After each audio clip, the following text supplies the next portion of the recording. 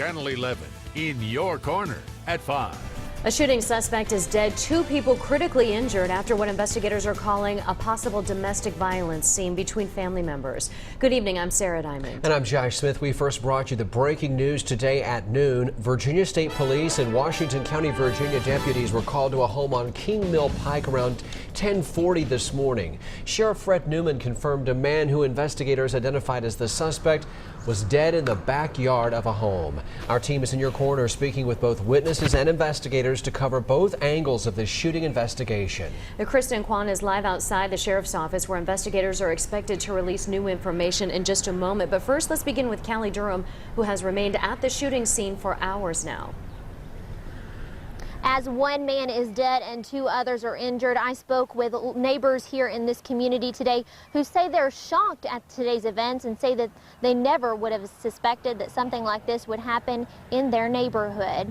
Now you can see behind me we're actually looking at the crime scene, but today Virginia Bureau of Investigations along with the Washington County Sheriff's Department, they're both investigating the shooting that occurred this morning on King Mill Pike. Neighbors say they are shocked that this situation occurred in what they're calling a quiet neighborhood. We heard the fire, the crack, crack, crack, and then the yelling at each other. So it was, I couldn't tell you which was first, but it's kind of all happened at one time. Ed Courtner's mother, Sharon Courtner, lives next door to the residence where the shooting occurred. And she says she's lived here for more than 30 years and never would have expected a situation like this to occur. She says she actually didn't know how to react because you never know what to do in this type of situation. But I think it's safe to say that this whole neighborhood is shook by the events of today. For now, that's all we have. Of course, we'll continue to bring you more details. Kristen Kwan with News Channel 11 is live at the Sheriff's Department where a press conference is underway. Kristen? 538 King Mill Pike, Bristol, Virginia. The suspect did die at the scene as a result of a single inflicted gunshot wound to the chest. Our investigations revealed that the suspect's wife, the suspect's stepson, and a small child had just returned from a nearby residence back to their residence. They were all seated in the vehicle when the suspect, Mr. Boer, produced a handgun and shot his wife and stepson. Both the suspect and the stepson exited the vehicle. A scuffle ensued, and the stepson was able to wrestle the handgun away from the suspect. The suspect ran to a nearby truck, obtained another weapon, that being a handgun, and exchanged shots again with the stepson being able to shoot the suspect at least one time in the stomach. The stepson and suspect's wife at that time grabbed the small child who was also in the vehicle, ran to neighboring apartments. The suspect in the meantime entered the residence, retrieved a shotgun, and came back outside. According to witnesses, upon sheriff's deputies' arrival, the suspect shot himself. We do have 2 victims, the suspect's wife, a Lucy Denise Boer, age 45, and Gregory Michael Slagle, who is the suspect's stepson, and his age is 30.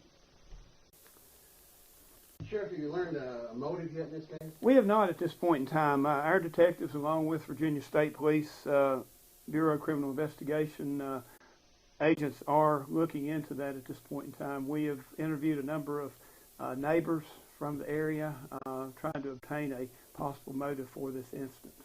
This place is normally a quiet area, isn't it, Sheriff? Well, it is. We were checking. I don't think we've had any calls to that particular residence at all. So we're not exactly sure what motivated this particular situation. Have you had any dealings with these folks in the past? We have not had any dealings with the suspect at this point. We're looking into the possible situation of having any interaction with the stepson or the wife, but at this point in time it can't be confirmed. Have you talked to the victims? We have interviewed one of the victims, the stepson, have been unable to interview the suspect's wife due to her surgery at the hospital. Both are, I think the suspect's wife is obviously in worse condition than the stepson. Do you expect them time to make a recovery? At this point, it looks like they will, although the injuries were pretty severe. Of course, you recovered all the weapons, didn't you, Sheriff? That's correct. The incident occurred there at the residence, although the victims traveled to a nearby apartment to seek shelter. What are the steps moving forward in the investigation? Well, certainly we're going to continue our interviews with the neighbors to try to determine the possible motive. Again, interview the suspect's wife once she becomes able to be interviewed, and continue our investigation basically upon interviews. And of course, everybody's safe up there. There are no more shooters out there. The community is safe. Exactly, it was. Early reports were there were 2 possible shooters, but that was not the case. It was the one single individual that, again, died as a result of a self-inflicted gunshot wound. Can you run down quickly the weapon? All right, that is the press conference in Bristol, Virginia, talking about an incident that happened earlier today. 1 person is dead. 2 people are in the hospital. Some of the conditions are critical right now. The 2 that are in the hospital, a woman and her stepson, were shot by a suspect. Right.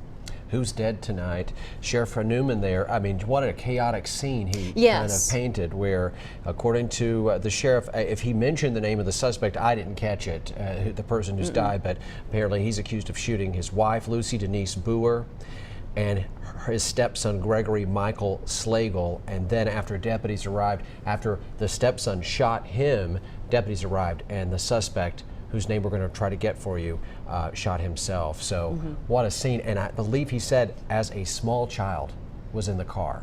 Yes. So that came to an end with the death of that man. And tonight the sheriff releasing more information tonight. And we will have continue to bring you team coverage of the shooting investigation right here on News Channel 11. Kristen Kwan is at that news conference, and she will have updates on the air as well as on our website, WJHL.com.